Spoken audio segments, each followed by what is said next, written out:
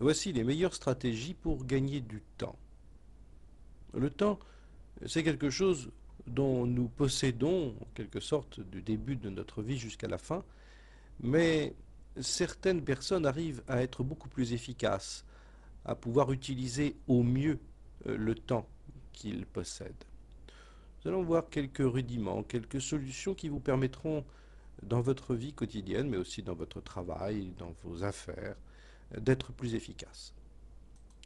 La première chose à faire, c'est que lorsque vous démarrez votre journée, vous devez avoir votre conscience tournée vers quelque chose de positif.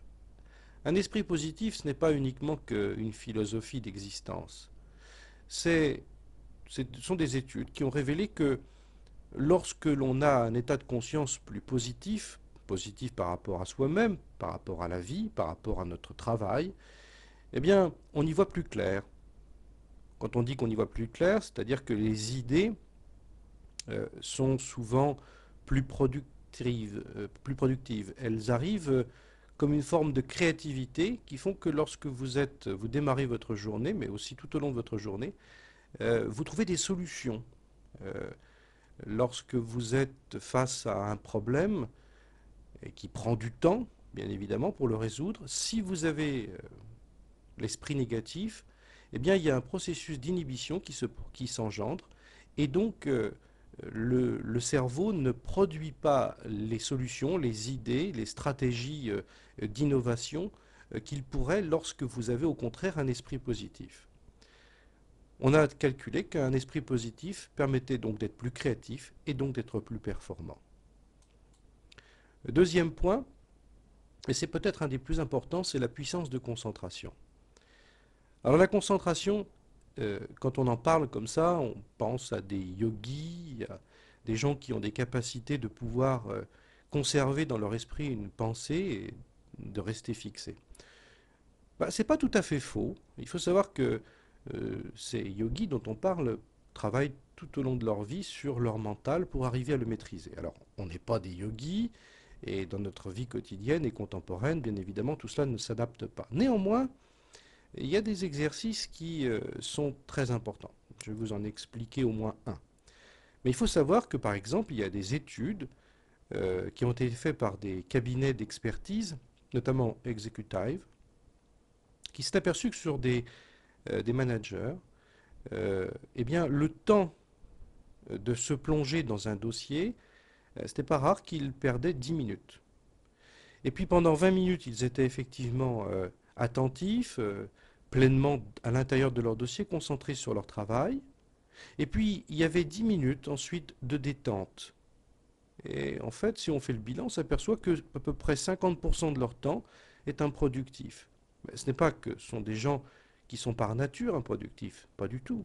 Mais c'est parce que leur capacité de concentration mentale ne permet pas cela.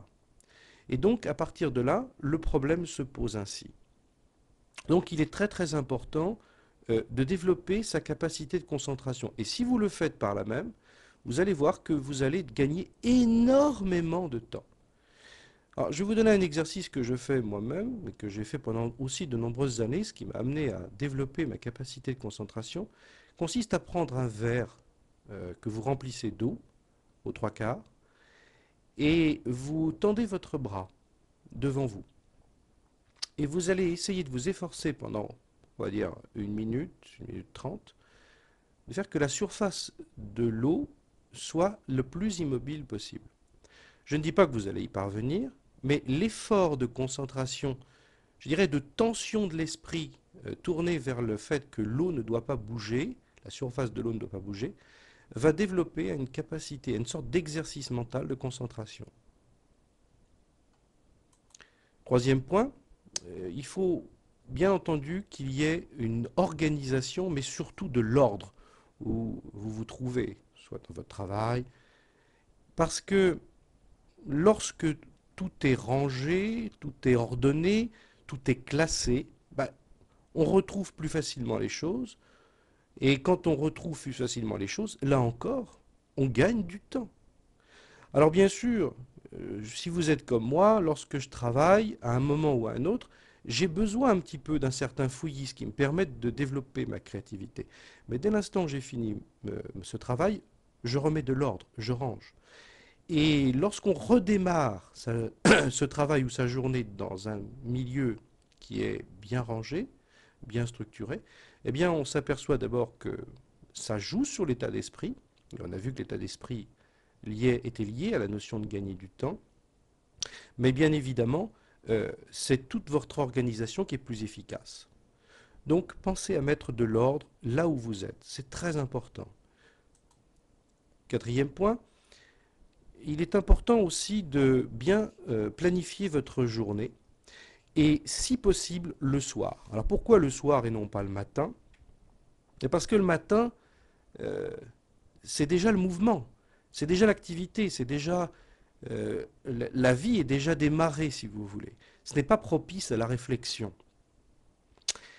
Et puis il y a un autre travail qui est connu, c'est le travail du subconscient. C'est-à-dire que lorsque vous démarrez votre journée, si vous avez planifié en mettant sur un papier, parce qu'une planification se met nécessairement sur un papier, sur une fiche, eh bien le subconscient travaille la nuit sur ce que vous avez écrit.